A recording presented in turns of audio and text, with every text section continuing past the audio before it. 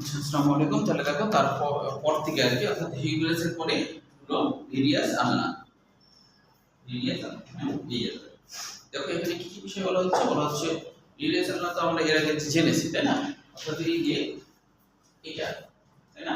আমাদের এই যে মনে রাখবে এখান থেকে হাত দেবে উড়াউড়ির দিকে যেটা সেটা রেডিয়াস, কেনিয়াঙ্গল দিকে সেটা আলনা, হ্যাঁ।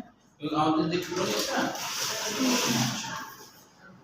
আমাদের যে কুনুই আছে, যে কুনুই গুলো, এই কুনুই কিন্তু আলনা, আলনার অংশটাই হ্যাঁ, এই দিক দিয়ে কুনুই, এই আলনার অংশ প্রান্তটাই কিন্তু এটা কুনুই, আলনার প্রান্তটাই কিন্তু কুনুই। বুঝতে পারছো? রেডিয়াসের প্রান্ত কুনুই না, আলনার প্রান্তটাই হলো কুনুই। বুঝতে পারছো? তাহলে হচ্ছে এটা ছিল রেডিয়াস, আর এই বুড়া আঙুলের দিকে রেডিয়াস, এই আঙুল দিকে আলনা। ঠিক আছে? আচ্ছা, তাহলে আমরা সেইটা ধরে এখন দেখো কি বলছে, উক্তবাহুর মধ্যবর্তী অংশে দুইটি লম্বা নলাকার অনুসন্ধান অস্থিতি গঠিত, সেটা হলো আলনা রেডিয়াস। এখন বলছে যে অন্তর্ভাগের অস্থিটি আলনা। অন্তর্ভাগ মানে আমরা যখন হাঁটি তখন কিন্তু এইটা, এই যে কিনি আঙুলটা কিন্তু আমাদের একটু ভিতরের দিকে মতো থাকে, এই জন্য এটাকে হচ্ছে অন্তর্ভাগ। এইভাবে করছি, বুড়ো আঙুল একটু দূরে হচ্ছে, এই দিকটা কিন্তু একটু ভিতরে আমাদের গায়ের সাথে দিকে হচ্ছে, এটা অন্তর্ভাগের কথা হচ্ছে। অন্তর্ভাগে এটা হলো যে আলনা। তো বলছে যে দুইটি অংশ নলাকার, এটা হলো আচ্ছা। তারপর বলছে এর ঊর্ধ্ব প্রান্ত করোনেট প্রসেস। করোনেট এর আগে বলছিলাম, মনে আছে কিনা? করোনেট মানে হচ্ছে যে গ্রিক শব্দ, করণী মানে হলো কাকের ঠোঁটের মতো, গ্রিক শব্দ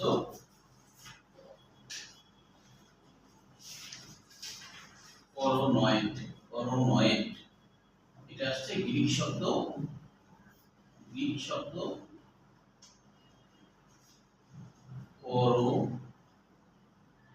করণী, গ্রিক শব্দ করণী থেকে, যার বাংলা অর্থ কাকের ঠোঁটের মতো, কাকের ঠোঁটের মতো, কাকের ঠোঁটের মতো, কাকের ঠোঁটের মতো।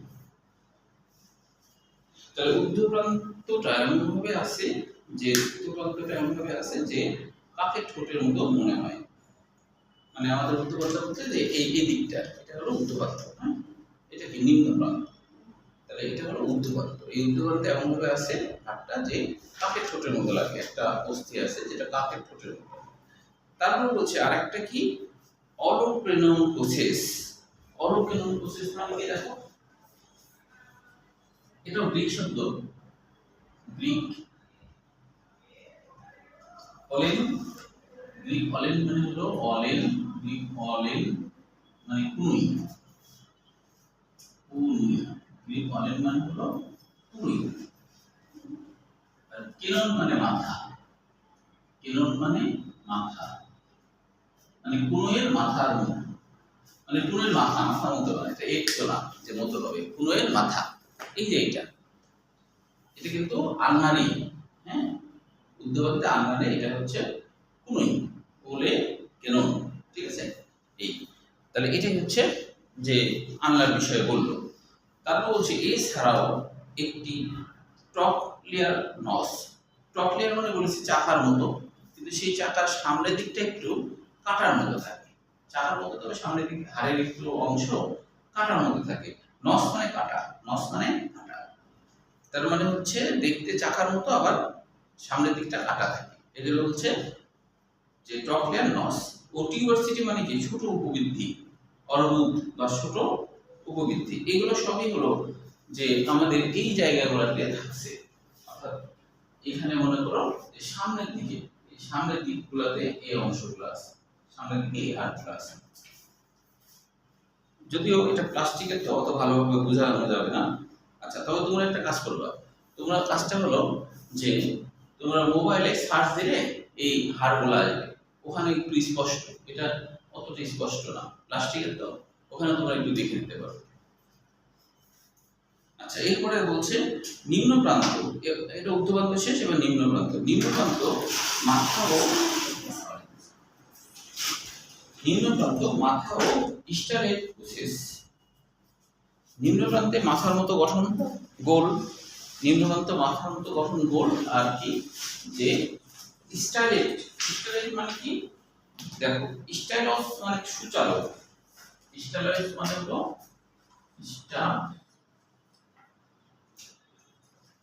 স্টাইলস, স্টাইলস, স্টাইলস মানে হলো সুচালক, সুচালক, মাথাটা একটু সুচালক মতো।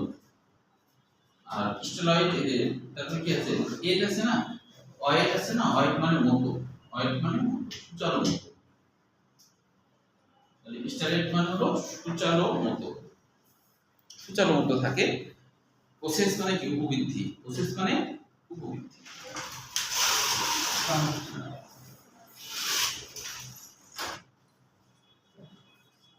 তোমারও এত দেরি হচ্ছে, প্রাইভেট শেষ না একটু বলবা, সংকেত দেবা যে এরপরে প্রাইভেট আছে 55তে ছুটি চাবা, 5 মিনিট আগে থাকলে তাহলে চলে যাবে।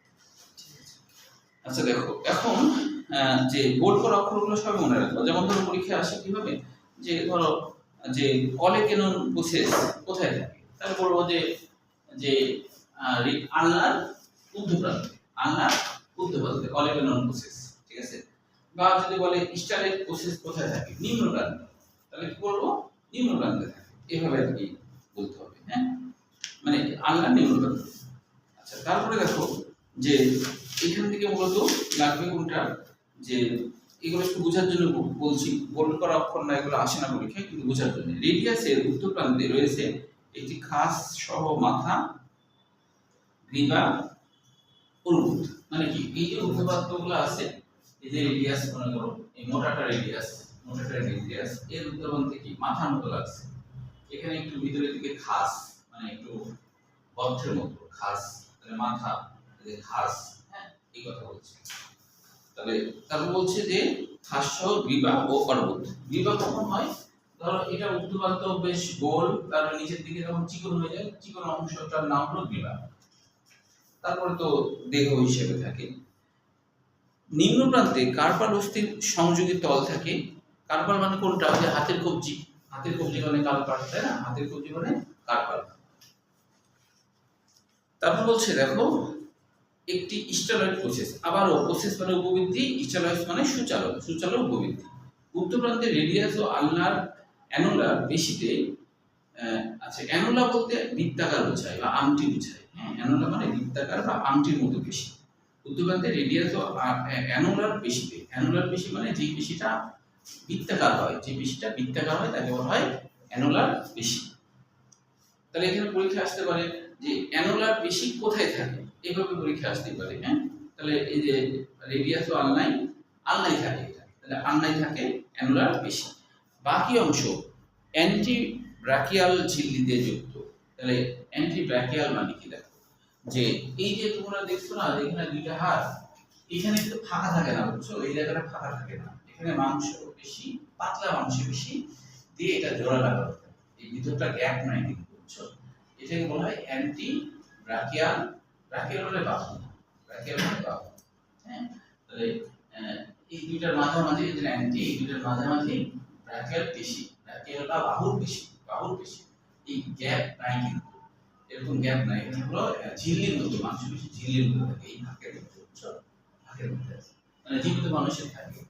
এটা তো মরা মানুষ নাকি, মরাও তো, মরারও মরা মানে প্লাস্টিক আর কি, বুঝছো, এরকম থাকে। আর মরা মানুষের হচ্ছে, তুমি যদি মরা মানুষের তোমরা মেডিকেলে পড়লে দেখবা, আমি তো বেশ কয়েকবার দেখছি, কারণ ওই যে প্রতি বছরই আমার কোনো না কোনো স্টুডেন্ট আসে মেডিকেলে চান্স পাই, তো তখন ও আর কি ডাকে অনেক সময়, আমি যাই আর কি। তো ওই তোমার প্র্যাকটিক্যালের সব রুম যেগুলো মানুষ কাটাকাটি করে না, ওইগুলো সব নিজে দেখছি আর কি, হ্যাঁ অরিজিনালি ভাবে। তো ওই তোমার যে রক গুলা, যেটা আমরা ধমনী শিরা বলি, ধমনী শিরা দুটাকে একসাথে রক করে, ওগুলা কি, ওগুলা হলো মরা মানুষই কেমন জানো, কারেন্টের তারের মতো শক্ত। কারেন্টের তার যেমন না, মনে হয় যে আল্লাহ হচ্ছে কারেন্টের তার দিয়ে রাখছে, মনে হচ্ছে খালি শরীরের মধ্যে খালি কারেন্টের তার, একবার কারেন্টের তারের মতো শক্ত, বুঝছো। আমি হাত দিয়েও দেখছি আর কি, হ্যাঁ যদিও ফরমালিন দিয়ে পরে হাত ইয়ে করে ধুয়ে দিয়েছি, কিন্তু হচ্ছে যে এমনিতে লাশে তো ফরমালিন দিয়েই থাকে, ওই ইয়ের মতো থাকে, হাউজের মতো থাকে, ওর মধ্যে ফরমালিনের মধ্যে ডুবানো থাকে। তো যেগুলো ইয়ে করছে কাটাকাটি করছে ওগুলা সব রক গুলা বের হয়ে না, ওগুলা কারেন্টের তারের মতো লাগে, মনে হচ্ছে কারেন্টের তার। আল্লাহ আমাদের শরীরে কারেন্টের তার দিয়ে রাখছে, এত তার। তো তাহলে এটা হলো, তখন কিন্তু সেইখানে কিন্তু এটার ইয়ে দেখা যায় মাঝে, ওই মরা মানুষের মাঝেও কিন্তু এই ঝিল্লিটা দেখা যায়, শক্ত, তবে শক্ত। এমনি অবস্থা নরম, কিন্তু ওখানে খুব শক্ত হয়ে যায়। এটা হলো অ্যান্টি ব্র্যাকিয়াল ঝিল্লি। এটা একবার কোনই থেকে কবজি পর্যন্ত থাকে, কোনই থেকে।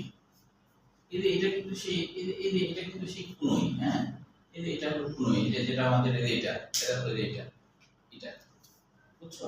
এটা হলো আলনার উত্তর প্রান্তে এটা, ঠিক আছে? এখান থেকে তোমার হচ্ছে কবজি পর্যন্ত দুই হাড়ের মাঝে অ্যান্টিব্যাকিয়াল ঝিল্লি আছে, পাতলা ঝিল্লির মতো গঠন আছে, বুঝছো? সেই কথা বলছি। আচ্ছা, এবার আমরা চলে আসি যে কার্পাল অস্থিগুলোর নাম। এটা খুবই গুরুত্বপূর্ণ, এটা পরীক্ষায় আসে। যে কার্পালে তো আমরা জানি যে মোট 8টা থাকে, দুই সারিতে, সামনে পিছনে। তো এদের নাম কি? দেখো, এদের নাম হলো দ্বিতীয় নম্বর লাইন থেকে গোড়ার দিকে সারিতে, গোড়ার দিকে সারি মানে কি? একটা হলো একটু সামনের দিকে সারি, এটা হলো গোড়ার দিকে সারি, এখানে আরেকটা, এটা সামনের দিকে সারি, এটা হলো এই বরাবর গোড়ার দিকে সারি, এটা হলো সামনের দিকে সারি, এখানে 4টা আছে, এখানে 4টা আছে, বুঝছো? এভাবে 8টা আছে। এখন গোড়ার দিকে যে সারি, তাদের নাম কি? বলছে একটা হাড়ের নাম হলো স্কাবেট বা নেভিকুলার, মানে নৌকার মতো। নেভিকুলার মানে নৌকার মতো দেখতে, হাড়টা দেখতে কিসের মতো? নৌকার মতো। তারপর বলছে লুনেট, মানে কি? চাঁদের মতো দেখতে। হাড়টা দেখতে কেমন? চাঁদের মতো, তাই নাম হচ্ছে লুনেট। আরেকটার নাম কি হচ্ছে ট্রাইকুয়েটাল। ট্রাইকুয়েটাল মানে ত্রিকোণার মতো দেখতে। হাড়টা কেমন দেখতে? ত্রিকোণের মতো, ত্রিকোণ, ঠিক আছে? তারপরে দেখো আরেকটা হচ্ছে পিসিফর্ম অস্থি। পিসিফর্ম অস্থি কিন্তু আমাদের এই জায়গায় আছে, মানে এরকম জায়গাতে আছে পিসিফর্ম অস্থি। মানে হ্যাঁ, এখানে হাত দিলে একটা শক্ত অংশ পাওয়া যায়, এটা হলো পিসিফর্ম অস্থি, বুঝছো? এখানে হাত দিলে একটা শক্ত অস্থি পাওয়া যায়, একটু শক্ত লাগে, ওটা হলো পিসিফর্ম অস্থি। তো নামটা কেন পিসিফর্ম হলো? পাইজাম মানে মটর, আর ফর্ম মানে আকৃতি, মটর আকৃতি। পিসিফর্ম কথাটা হচ্ছে পাইজাম থেকে, পাইজাম মানে হলো মটর, দেখতে মটরের মতো, অস্থিটা দেখতে মটরের মতো। ফর্ম মানে ওরকম আকার, মটর আকার, ফর্ম মানে মটর আকার, পিসিফর্ম অস্থি। তারপরে দেখো, এবং এবার দেখো প্রান্তের দিকে ট্যাপেজিয়াম মানে চতুর্ভুজের মতো অস্থিটা দেখতে। ট্যাপেজয়েড চতুর্ভুজের মতো। ক্যাপিটেট মানে হলো মাথার মতো, ক্যাপ মানে মাথা, ক্যাপ মানে মাথা বা টুপি, তাহলে মাথা বা টুপির মতো। হ্যামেট অস্থি মানে হলো হুকের মতো, হুক থাকে না, আটকানো হুক, ওই হুকের মতো দেখতে। তো এরকম 4টা মনে রাখতে হবে, মোট হলো 8টা মনে রাখতে হবে, 4টা 8টা। এখান থেকে দেখো কোশ্চিন আসছে অ্যাডমিশনে কেমন, যেমন কয়টা কার্পাল অস্থি কয়টি? এটা হচ্ছে 8টি। প্রতি হাতে যদি বলে, প্রতি হাত হিসেবে আসছিল জাহাঙ্গীরনগর 23 আর 17 সালে। প্রতি হাতে কার্পাল অস্থি কয়টা? 8টা। যদি বলে মানুষের কার্পাল অস্থি কয়টা, তাহলে কি বলেছি? 16টা, তখন 16টা হবে। এটা আসছিল প্রতি হাতে আসছিল কয়টা, হ্যাঁ? তাহলে দেখো সহজ কোশ্চেন আসছিল। আরেকটা আসছিল মেডিকেল 11 সালে, সেটা হলো নিম্নের কোনটি হাতের কবজির অস্থি নয়? নিম্নের কোনটি হাতের কবজির অস্থি নয়? তার মানে কি? হাতের কবজির অস্থি তোমার সব মুখস্থ। এখন যেটা ধরো পায়ের অস্থি দিল, তখন তুমি বুঝে ফেলবা যে এটা হাতের অস্থি না, তাই না? তাহলে এটা আসলে মেডিকেল 11 সালে। নিচের কোনটি হাতের কবজির অস্থি নয়? মেডিকেল 11 সালে আসছে। আরেকটা আসছে দেখো, মেটাকার্পাল অস্থি কয়টি? মেটাকার্পাল তো 5টি, এই বলেছিলাম, তাই না? যে কার্পালের পরে এই অংশগুলো মেটাকার্পাল, অর্থাৎ আমাদের হাত মুষ্টি করলে কি হয়, যে এইগুলো হলো মেটাকার্পাল, তাই না? এগুলো হলো মেটাকার্পাল। এটা কয়টা? এটা সোজা 5টা। এটা আসছিল জাহাঙ্গীরনগরে 23 সালে। ফ্যালাঞ্জিস সম্পর্কে তো জানোই, 14টা অস্থি। এখানে একটা কোশ্চেন আসছিল, সেটা হলো যে মানুষের হাত এবং পায়ের ফ্যালাঞ্জিস মোট কতটি অস্থি আছে? হাত এবং পায়ের বলো তো কতটি হবে? কে বলতে পারবা? মানুষের হাত ও পায়ের ফ্যালাঞ্জিস অস্থি কতটি? মানুষের হাত ও পায়ের, তাহলে কি হবে বলো তো? মানুষের হাত পা মিলে মোট কতটি? 56। হ্যাঁ, এরকম। আজকে কিন্তু পরীক্ষা থাকলে টিএমসি হয়ে যেতে পারবে। হ্যাঁ, আরে 56, কারণ কি 2014 না, পায়ের কথা তো বলছে। এক হাত তো বলেনি যে মানুষের এক হাতে আর এক পায়ে কয়টা, সেটা তো বলেনি। মানুষের হাতেও পায়ে, তাহলে 4 হাত পা হয়ে গেল না, তাহলে 56 হচ্ছে না? দেখছো কেমন ভাবে অ্যাডমিশনের কোশ্চেন আসছে। তো বই তো কোথাও লেখা নাই যে 56টা, লেখা আছে, কিন্তু আবার বইয়ের বাইরেও বলা যাবে না, কারণ তুমি যদি যোগ করো তাহলে 56টাই হয়, তাই না? তাই না? তাহলে বইয়েরই কোশ্চেন আবার বইয়ের বাইরে মনে হচ্ছে 56টা। এটা ছিল জগন্নাথ, এটা জগন্নাথের সদৃশ। এবার দেখো শ্রোণী অস্থি চক্র। তো তোমরা তো জানো এইটাকে আমরা শ্রোণী অস্থি চক্র বলি। চক্র কেন? চক্রাকারে আছে না, এইভাবে করে এদিক দিয়ে, তাই না? প্রায় চক্রাকারের মতো, গোলের মতো, তাই না? এই জন্য হলো অস্থি চক্র, চক্রাকারে আছে, তাই কি না? তাহলে শ্রোণী দেশীয়, ঠিক আছে? কেউ এটাকে মাদা দেশীয় বলে, কেউ এটাকে পাশা দেশীয় বলে। হ্যাঁ, তাহলে মাদা দেশীয় বললাম, ভালো শব্দ ব্যবহার করলাম। তাহলে এখন দেখো এখানে তো আমরা এর আগে জেনেছি যে এখানে 3টা অস্থি আছে না, ইলিয়াম, পিউবিস, ইসচিয়াম। এর আগে আমরা এটা আলোচনা করছি, যেহেতু নতুন করে করছি না। তাহলে সেই 3টা অস্থি একসাথে একীভূত হলে তার নাম হলো হিপ বন। তার নাম কি? হিপ বন। 3টা অস্থি যদি একসাথে একীভূত হয় তখন এর নাম হয়ে যায় হিপ বন। তাহলে ইলিয়াম, ইসচিয়াম, পিউবিস। তাহলে এখন যদি পরীক্ষায় আসে হিপ বন কয়টি, তাহলে কি বলবো বলো তো? হিপ বন কয়টি? হিপ বনের অস্থি কয়টি, কি বলবো তাহলে? হিপ বন দুইটি। হিপ বন হলো এখানে একটা, এখানে একটা, তাহলে কি কয়টা হলো? 2টা হলো না? হিপ বন হলো 2টা। ঠিক আছে, এটা মনে রাখতে হবে।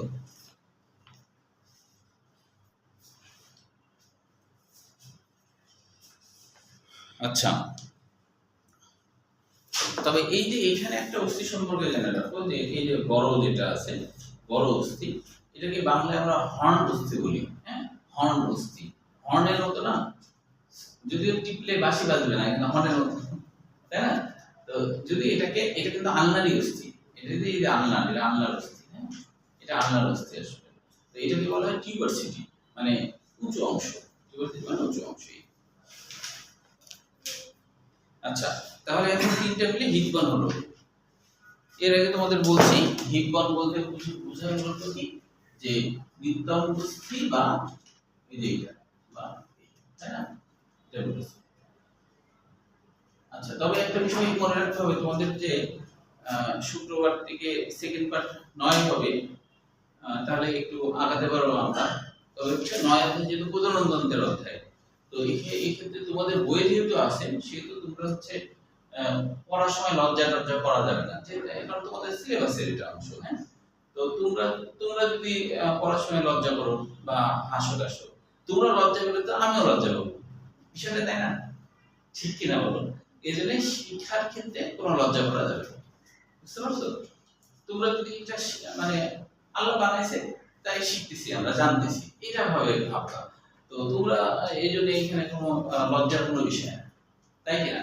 শিক্ষার ক্ষেত্রে, কারণ এখান থেকেও অ্যাডমিশনে কোশ্চেন হয়, মেডিকেলে কোশ্চেন হয়, প্রধানমন্ত্রী অধ্যায় থেকে হয়। শিক্ষার ক্ষেত্রে কোনো লজ্জা নেই, যে কোনো কোশ্চেন থাকবে তোমরা সেটা করবা, ঠিক আছে?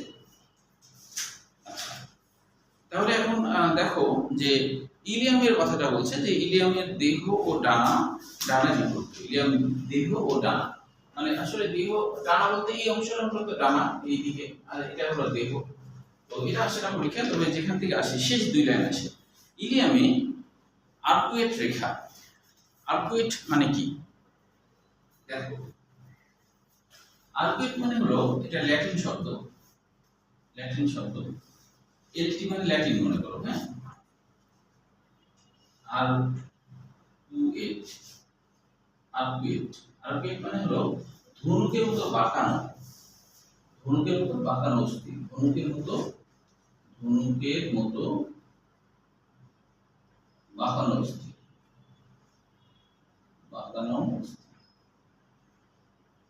ধনুকের মতো বাঁকানো অস্থি, এটা হলো আলফাবেট ধনুকের মতো বাঁকানো।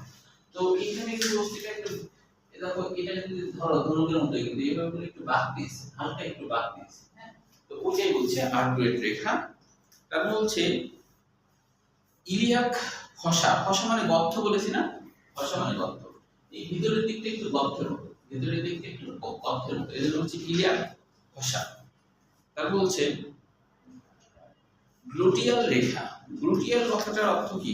গ্লুটিয়াল কথাটার অর্থ হচ্ছে, এটা কিন্তু ল্যাটিন শব্দ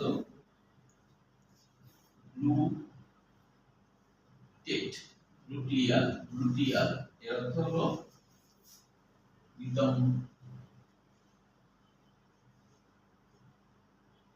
নিতম্ব বা এটা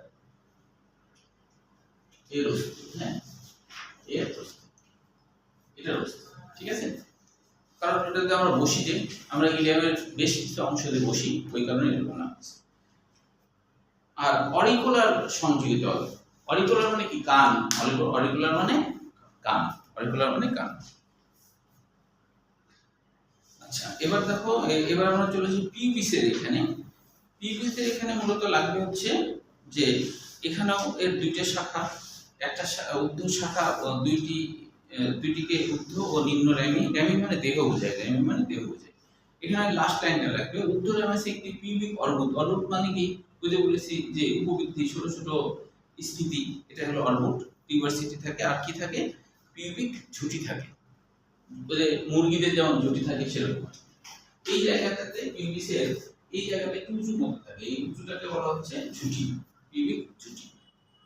তারপরে এখান থেকে নাই, এবার দেখো ইস্টিয়াম, পিউবিসের পর ইস্টিয়াম। ইস্টিয়াম, ইস্টিয়ামের ক্ষেত্রে লাস্ট যে দুই লাইন, ইলিয়াম, ইস্টিয়াম ও পিউবিসের সংযোগ স্থলে অ্যাসিটাবুলাম, এটা আসছিল জাহাঙ্গীরনগর 17 সালে। অ্যাসিটাবুলাম দেখো যে চিহ্নিত করা আছে ছবিতে বাম দিকে। অ্যাসিটাবুলামের ছোট মানে এর বাংলা অর্থ ছোট বাটি, ছোট বাটি মতো। অ্যাসিটাবুলামের বাংলা অর্থ ছোট বাটি,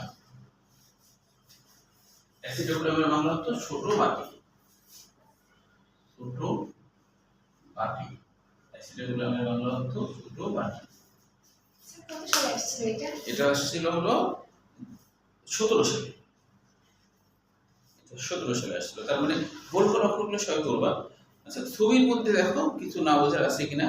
ছবির মধ্যে শব্দগুলো যেমন পিউবিক সিমফাইসিস, এরকম নাম কেন হলো দেখো, পিউবিক সিমফাইসিস, পাইছো? আচ্ছা পিউবিস কথাটা আসছে পিউবার্টি থেকে, পিউবার্টি থেকে। আসলে পিউবিসের আরেকটা বাংলা অর্থ হলো যৌনাঙ্গের, যৌনাঙ্গের লোমযুক্ত অঞ্চল, লোমযুক্ত অঞ্চল, এটা হলো পিউবিস। আচ্ছা তাহলে পিউবিক হলো, তো পিউবিস হলো। এখন বলছে যে এখানে একটা কথা আছে সিমবাইসিস। সিমবাইসিস নামকরণ কেন হচ্ছে দেখো, সিম মানে একই সাথে, সিম মানে একই সাথে, একই সাথে, সিম মানে একই সাথে, আর দেখো তারপরে সিমবাইসিস, হাইসিস মানে সংযুক্ত, হাইসিস মানে সংযুক্ত, হাইসিস মানে সংযুক্ত, একই সাথে সংযুক্ত, দুইটা এসে একসাথে যুক্ত হচ্ছে না, এই জন্য। এই যে দেখো যে এই অংশটা এই অংশটা একসাথে যুক্ত হয়েছে, এই জন্য এর নাম হলো সিমবাইসিস, একসাথে সংযুক্ত, পিউবিসটা একসাথে সংযুক্ত হয়েছে, এটা বোঝাচ্ছে। আচ্ছা এখানে দেখো পুরুষের শ্রোণীচক্র, মহিলার শ্রোণীচক্র, এটাও সৃজনশীল হিসেবে করে রাখতে হবে। ইলিয়াম আর ইলিয়াম, এটা তো এর আগেও বলছিলাম তাই না, যে ইলিয়াম আর ইলিয়াম, এটা বোর্ড পরীক্ষায় আসছে। তো এটা অবশ্যই খুবই গুরুত্বপূর্ণ, হঠাৎ করে অনেকে বুঝতে পারবে না যে দেখতে তো প্রায় একই রকম তাই না, উচ্চারণে একটু ভিন্নতা। তো কিভাবে মনে রাখবো কোনটা পরিবর্তনের কোনটা অস্থির বলেছিলাম, দেখি কার মনে আছে বলো, একটু বলো তো। এটা হলো কোন অস্থি আর এটা কোন অস্থি? এটা পরিবর্তন যে, আর এটা হচ্ছে কোমলের। হ্যাঁ ঠিক আছে, যে মনে রাখার মধ্যে কি ই আছে, ই মানে ইট, ইট মানে পরিবর্তন, তো খাওয়া দাওয়া, খাওয়া দাওয়া পরিবর্তনের সাথে তাই না, এইভাবে মনে রাখা যায়। আচ্ছা, তাহলে পার্থক্য তো এমনিতেই পারবা। এবার আমরা চলে আসি, এই তো ফিমার পর্যন্ত, পা পর্যন্ত হয়ে গেলে তারপর আমরা খুব তাড়াতাড়ি আগাতে পারবো। এবার দেখো ফিমার নিয়ে, নিম্নবাহু বা পশ্চাৎ পদের অস্থি ফিমার। দেখো এটা সহজ কোশ্চেন, কিন্তু এটা আসছিল নিম্নবাহুর প্রথম অস্থিকে কি বলে? ফিমার। এটা আসছিল চট্টগ্রাম ইউনিভার্সিটি 16 সালে। নিম্নবাহুর প্রথম অস্থিকে কি বলে? প্রথম অস্থি হলো ফিমার, চট্টগ্রাম ইউনিভার্সিটি 16 সালে। মানবদেহের সবচেয়ে দীর্ঘ অস্থি কোনটি? মেডিকেল 8 সালে আসছিল। মানবদেহের দীর্ঘ অস্থি কোনটি? অনেক আগে আসছিল যদিও, তবে এটা খুবই সহজ আর কি। দীর্ঘ অস্থি দেখো, এটাই দীর্ঘ না? এটা কত বড়, ইউরেস তত বড় না, ফিমার থেকে অনেক বড়, ঠিক কিনা? তো এটা হলো দীর্ঘ অস্থি। আচ্ছা, এখানে একটা শব্দ মনে রাখবা, ফিমারের টোকান্টর আছে। তো টোকান্টর কোথায় দেখতে পাওয়া যায়? ফিমারে দেখতে পাওয়া যায়। যে টোকান্টর হলো উঁচু অংশ, মানে অর্থাৎ এদের ফিমারের যে এই অংশটা আছে, ধরো এটা ফিমার, ফিমারে এই যে গোল যে অংশ আছে না, গোল গোল অংশ, এই গোল অংশে আবার জায়গা জায়গায় একটু উঁচু নিচু অংশ থাকে, একটু উঁচু নিচু অংশ থাকে আর কি। ওই উঁচু অংশগুলোকে বলা হচ্ছে টোকান্টর। টোকান্টর মানে উঁচু অংশ। আর নাই এখানে কিছু, তবে এখান থেকে আবার বেশ কিছু আসছে। প্যাটেলা নিয়ে কোশ্চেন আসছে, রাজশাহী ইউনিভার্সিটি 20 সালে। হাঁটুর টুপি নামে পরিচিত অস্থিকে কি বলা হয়? হাঁটুর টুপি নামে, হাঁটুর টুপি নামে পরিচিত অস্থিকে কি বলা হয়? হাঁটুর টুপি, দেখো টুপির মতো না, এই যে এটা টুপি রোদে লাগছে, তাই না? হাঁটুর টুপি, প্যাটেলা আমাদের যে এখানে থাকে, তাই না? প্যাটেলা, এটা বলে হাঁটুর টুপি। তাহলে প্যাটেলাকে বলে হাঁটুর টুপি। রাজশাহী ইউনিভার্সিটি 20 সালে আসছে প্যাটেলা। রাজশাহী ইউনিভার্সিটি 20 সালে প্যাটেলা আসছে। এছাড়া দেখো আসছে যে প্যাটেলা একটি সিসাময়েড অস্থি। এটা আসছে আর্মফোর্স মেডিকেল 24 সাল, ডেন্টাল 16 সাল। সিসাময়েড, সিসাময়েড কথাটা ল্যাটিন শব্দ সিসাম থেকে আসছে। ল্যাটিন শব্দ সিসাম, ল্যাটিন শব্দ সিসাম থেকে আসছে। সিসাম, সিসাম, সিসাম মানে হলো তিল, তিল। আর এর মানে মতো, তিল বীজের মতো, তিল বীজের মতো। সিসাম মানে তিল, আর এর মানে কি? মতো, তিল বীজের মতো। তাহলে এটা বেশ কয়েকবার আসছে, এটা ভালো করে মুখস্থ করে রাখতে হবে। এটা হলো একটা সিসামের অস্থি। আচ্ছা, তারপরে দেখো টিবিও ফিবুলা, এখান থেকে কোশ্চেন আসে রাজশাহী ইউনিভার্সিটি 18 সালে। সেটা আসছিল নিম্ন বাহুর অস্থি দুইটির নাম কি? টিবিও ফিবুলা, সহজ কোশ্চেন, রাজশাহী ইউনিভার্সিটি 18 সালে আসছে। আচ্ছা, এখান থেকে আমাদের যেটা লাগবে সেটা হলো ম্যালুলাস কোথায় পাওয়া যায়? ম্যালুলাস 4th নম্বর লাইনে দেখো, ম্যালুলাস কোথায় পাওয়া যায়? এটা আসছিল ডেন্টালে 24 সালে। ম্যালুলাস কোথায় পাওয়া যায়? ম্যালুলাসের বাংলা অর্থ হলো ছোট হাতুড়ির মতো। ম্যালুলাসের বাংলা অর্থ ছোট হাতুড়ির মতো। আরেকটা কোশ্চেন আসছে যে ফিউলা নিয়ে আসছে। ফিউলা দেখতে দীর্ঘ যষ্টির মতো। এই যে 2য় নম্বর লাইনে দেখো ফিউলা আছে, দেখতে দীর্ঘ যষ্টির মতো, মানে লাঠির মতো, দীর্ঘ লাঠির মতো। মানুষের শরীরের কোন হাড়টিকে ডেল্টয়েড টিউবারসিটি নাম দেওয়া হয়েছে? এটাও আসছিল রাজশাহী ইউনিভার্সিটি 18 সালে। Deltoid tuberosity.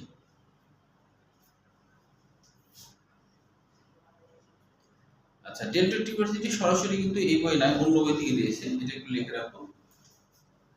মানুষের কোন অস্থিকে, মানুষের শরীরের কোন হাড়টিকে ডেল্টয়েড টিউবারসিটি, এটা আসছে টিবিও বলে। ও আচ্ছা, মানে উত্তরটা ছিল এটা, হ্যাঁ, যে মানুষের শরীরের কোন হাড়টিতে ডেল্টয়েড টিউবারসিটি অঞ্চল রয়েছে? Tibio fibula. উত্তর ছিল টিবিও ফিবুলা। টিবিও ফিবুলাতে টিউবারসিটি আছে, দেখো ওই যে উপরে টিবিয়ার 3য় নম্বর লাইনে টিউবারসিটি আছে না, তাহলে ওই জন্য এইভাবে উত্তরটা ছিল টিবিও ফিবুলাতে টিউবারসিটি আছে। এবার আমাদের লাগে টার্সাল অস্থির। টার্সাল অস্থির যে 7টা আছে টার্সাল, এই 7টার নাম মনে রাখতে হবে, 7টা। দেখো তবে সবগুলা তো কতগুলা, 3টা 2টা করে আছে, এই জন্য সবগুলা না। দেখো 5 ধরনের 7টি টার্সাল সারিতে থাকে, 7টি টার্সাস 2 সারিতে সজ্জিত, 5 ধরনের টার্সাল গুলো হচ্ছে, একটি হলো ট্যালাস, ট্যালাস মানে গোড়ালির হাড়, ট্যালাস মানে গোড়ালির হাড়। কোনটা জানো? ট্যালাস এই যে একবারে এটা, হ্যাঁ এই যে উঁচুটা, এটা হলো ট্যালাস, এই যে এটা, এই উঁচুটা, এই যে যেটা আমরা পিছন দিকে ভর দিই, এটা হলো ট্যালাস, এটা সবথেকে বড় আর কি, এটাকে বলা হয় ট্যালাস। তাহলে ট্যালাস হলো, তারপরে দেখো ট্যালাস হলো, এখন বলছে এছাড়া টার্সাস গুলো আর কি, যে একটা ট্যালাস, একটা হলো ক্যালকেনিয়াস, ক্যালকেনিয়াসটাও গোড়ালির দিকেই থাকে, ক্যালকেনিয়াস কথাটা হচ্ছে ক্যালস থেকে, ক্যালস, ক্যালস মানে গোড়ালির অস্থি, গোড়ালিতেই থাকে, গোড়ালির অস্থি, গোড়ালির অস্থি, ক্যালস মানে গোড়ালির অস্থি, এখান থেকে ক্যালকেনিয়াস কথাটা আসছে, এখান থেকে ক্যালকেনিয়াস কথাটা আসছে। তারপরে দেখো কিউবয়েড, কিউবয়েড মানে ঘনাকার, হাড়টা দেখতে ঘনাকারের মতো, নেভিকুলার মানে নৌকার মতো, এটা তো আগেই হয়েছে। আর 3টি একসাথে আছে কুনিফর্ম, কুনিফর্ম মানে খুঁটির মতো, কুনিফর্ম মানে খুঁটির মতো, কুনিফর্ম মানে খুঁটির মতো, কুনিফর্ম মানে খুঁটির মতো, কুনিফর্ম মানে খুঁটির মতো। সব থেকে বলতে গেলে কঠিন অংশগুলো শেষ হলো, এখন আমাদের তাড়াতাড়ি আগাবে এই অংশগুলো, সবাইকে ধরবো আগামী দিন, হ্যাঁ, কারণ পরীক্ষা হ্যাঁ কোনটা? ক্যালকেনিয়াস মানে হচ্ছে ক্যালস, ল্যাটিন শব্দ ক্যালস মানে গোড়ালির অস্থি, এটাও গোড়ালির দিকে থাকে, তাই এর নাম হলো ল্যাটিন শব্দ ক্যালকেনিয়াস, না ল্যাটিন শব্দ ক্যালস, ক্যালস মানে CALX, ক্যালস দিয়ে লিখেছি বোর্ডে, গোড়ালির অস্থি। এবার দেখো অস্থি ও তরুণাস্থি, প্রথমে আমরা চলে আসি অস্থি নিয়ে। তো অস্থি কাকে বলে, জ্ঞানমূলক কোশ্চেন দেয়নি কখনো, দিতেই পারে, এটা একটু পড়ে রাখবা। ম্যাট্রিক্সের জৈব উপাদানের সাথে calcium carbonate, calcium phosphate, calcium chloride জাতীয়, মানে 3টা তো ক্যালসিয়াম আছে, তার সাথে কার্বনেট, ফসফেট আর ক্লোরাইড, এটা মনে রাখবা, জাতীয় অজৈব লবণ জমা হয়ে যে সুদৃঢ় ও কঠিন ভারবাহী টিস্যু সৃষ্টি হয়, তাকে বলা হয় অস্থি। আচ্ছা, অস্থির বৈশিষ্ট্য, এটা অবশ্যই এমসিকিউর জন্যই করতে হবে, এখানে গুরুত্বপূর্ণ যেগুলো 1, 3, 5, 6, 1, 3, 5, 6, 4টা করে রাখবা, 1, 3, 4, 5, 6, 1, 3, 4, 5, 6, 1, 3, 4, 5, 6। আচ্ছা, এখানে দেখো গুরুত্বপূর্ণের মধ্যে কিন্তু মাতৃকায় জৈব পদার্থ 40%, অজৈব ও অস্থি কোষ হলো 60%। আমরা এর আগে কিন্তু জেনেছি কিভাবে অস্থি তৈরি হয়, প্রথমে যে মেসোডার্ম থেকে বলেছিলাম, তাই না, যে মেসোডার্মের কিছু কোষ তারা অবিরাম কি করতে থাকে, তার আশপাশে ওই যে বলেছিলাম যে একটা টিউবওয়েল যদি মনে করো ঘেরা থাকে, হ্যাঁ, আর টিউবওয়েল যদি একা একাই মনে করো পানি মানে ভৌতিক একা একাই পানি বের হতেই থাকে, তাহলে এক পর্যায়ে টিউবওয়েল ডুবে যাবে না, চারদিকে ঘেরা, পানি যেতে পারছে না, টিউবওয়েল ডুবে যাবে। কিন্তু মনে করো টিউবওয়েল তা পানি চিপেই যাচ্ছে, তাহলে কি ভরাট হয়ে যাবে, ব্যাপারটা এরকম। তারপর মনে করো ঠান্ডা দেওয়া হলো, মাইনাস করে দেওয়া হলো, এবার টিউবওয়েল ভিতরে আর বাইরে শক্ত হয়ে গেল। তো হাড় কিন্তু এইভাবে তৈরি হয়েছে। মেসোডার্মে প্রথমত জাস্ট একটা সেল, মেসোডার্মে জাস্ট একটা সেল, এর মধ্যে নিউক্লিয়াস আছে, এখানকার কিছু জিন অ্যাক্টিভ হয়ে যায়, অ্যাক্টিভ হয়ে যাওয়ার পর ওই জিনগুলো বিভিন্ন এনজাইম ক্ষরণ করে এবং সাইটোপ্লাজমের মিক্সচার অবস্থায় বাইরের দিকে, এটা মুখটার মাধ্যমে বাইরের দিকে ফেলতে থাকে, অবিরাম ফেলতে থাকে, ফেলতে আস্তে আস্তে জমা হতে থাকে, জমা হয়। প্রথমে তরল পদার্থ জমা হয়, পরে এর মধ্যে calcium carbonate, calcium phosphate, calcium chloride জমা হয়, জমা হওয়ার কারণে এটা শক্ত হয়ে যায়। রাখি আর শরীর খারাপ লাগছে না তো? আচ্ছা, এইভাবে অস্থি শক্ত হয়, হ্যাঁ। তো সেই কথা বলছে। এবার দেখো এখানে একটা কথা মনে রাখো, যে 4 নম্বর পয়েন্টে জৈব পদার্থের মধ্যে কোলাজেন তন্তু ও অসেন, অসেন মানে হাড়ের প্রোটিন, অসেন মানে হাড়ের প্রোটিন, অসেন মানে কি হাড়ের প্রোটিন। মিউকোপলিস্যাকারাইড হলো, আমরা তো জানি মিউকাস মানে কি পিচ্ছিল, পলিস্যাকারাইড হলো বহু শর্করা, পলিস্যাকারাইড হলো বহু শর্করা। অজৈব পদার্থের মধ্যে ক্যালসিয়াম ফসফেট কতটা থাকে, এই পার্সেন্টেজ গুলো মনে রাখবা। এবার দেখো মাতৃকার 4 ধরনের অস্থিকোষ সরানো থাকে, একটা হলো অস্টিওপ্রোজেনিটর। তো কেন এরকম নাম হলো অস্টিওপ্রোজেনিটর? খেয়াল করো, অস্টিওপ্রোজেনিটর, অস্টিও মানে হচ্ছে অস্টিও, এই শুধু অস্টিওর অর্থ হলো অস্থি, এটা অর্থ হলো অস্থি, অস্থি। আর প্রোজেনিটর মানে হলো পূর্বসূরি, প্রোজেনিটর মানে হলো প্রোজেনিটর, যে প্রোজেনিটর, প্রোজেনিটর মানে হলো পূর্বসূরি, মানে অস্থির হওয়ার পূর্ব অবস্থা, পূর্বসূরি বা অস্থির পূর্বসূরি কোষ, অস্থির পূর্বসূরি কোষ, পূর্বসূরি কোষ। এখনো অস্থি হয়নি, এখন অস্থি হয়নি, এরকম একটা অবস্থা। মানে মেসোডার্মের কোষ, এই ধরো মেসোডার্মের কোষ, এ হচ্ছে কেবল হচ্ছে যে আকৃতিতে বড় হয়েছে, কিন্তু এনজাইম ক্ষরণ করা শুরু করেনি। এখন এখানে মানে ফাঁকা, এই জায়গাটা ফাঁকা, তাহলে এটা প্রোজেনিটর, ফাঁকা, ফাঁকা অবস্থা প্রোজেনিটর, বুঝছো? ফাঁকা, এখনো শুরু করেনি, তাহলে শুরু করার আগের অবস্থা প্রোজেনিটর। মানে অস্থি হতে গেলে তো কোষ যখন বাইরে হলো অনেক রাসায়নিক উপাদান ফেলবে, তখন তো এটা অস্থি হবে, পরে ক্যালসিয়াম কার্বনের জমাটা হবে, তাহলে প্রাথমিক অবস্থার যে কোষ পরে এটা অস্থি কোষ হিসেবে পরিণত হবে, সেইটাই বলছে প্রোজেনিটর, সেটা বলছে প্রোজেনিটর। এখন দেখো আর কি কি আছে, বলছে অস্টোব্লাস্ট। কখন অস্টোব্লাস্ট? ব্লাস্ট মানে অপরিণত, মনে রাখবা, যে কোনো জায়গাতে যদি ব্লাস্ট কথা লেখা থাকে তাহলে এটা অপরিণত, ব্লাস্ট মানে অপরিণত।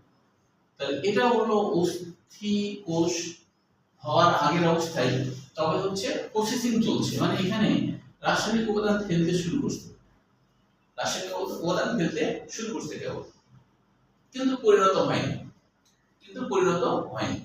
তাহলে এটা হচ্ছে, তখন এর নাম হবে ব্লাস্ট, অস্টিওব্লাস্ট।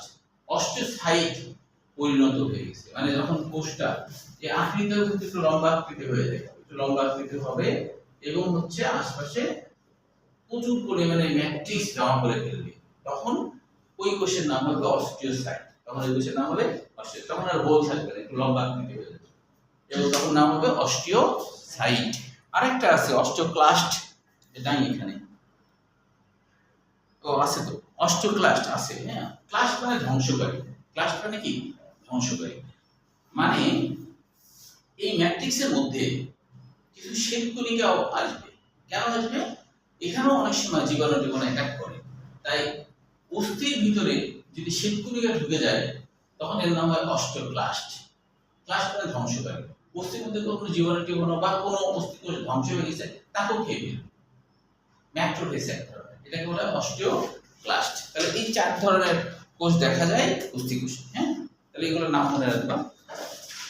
এবার আমরা চলে আসছি অস্থির প্রকারভেদ। এই প্রকারভেদের মধ্যে নিরেট অস্থি, এটা সৃজনশীল হিসাবে আসে, নিরেট অস্থি, এটা সৃজনশীল হিসাবে আসে, নিরেট অস্থি, অস্থির প্রকারভেদ, নিরেট। তো অস্থির প্রকারভেদের মধ্যে দেখো যে একটা কথা বলা হচ্ছে, নিরেট অস্থি আছে, আবার স্পঞ্জি অস্থি আছে। তো স্পঞ্জ মানে কি বলো তো? স্পঞ্জ মানে নরম, বুঝি আমরা। কেন নরম? যে ওখানে যা কিছু থাকবে আন্তঃকোষীয় ভাগ থাকবে, আন্তঃকোষীয় ভাগ থাকলেই সেটা আসলে একটু নরম হয়। আর যদি খুব নিরেট হয়, তার মানে কি, যে নিরেট মানে কি, ওর মাঝে কোনো ভাগ টাক নাই, এটাকে আমরা নিরেট বলি, এটাকে আমরা কি বলি? নিরেট।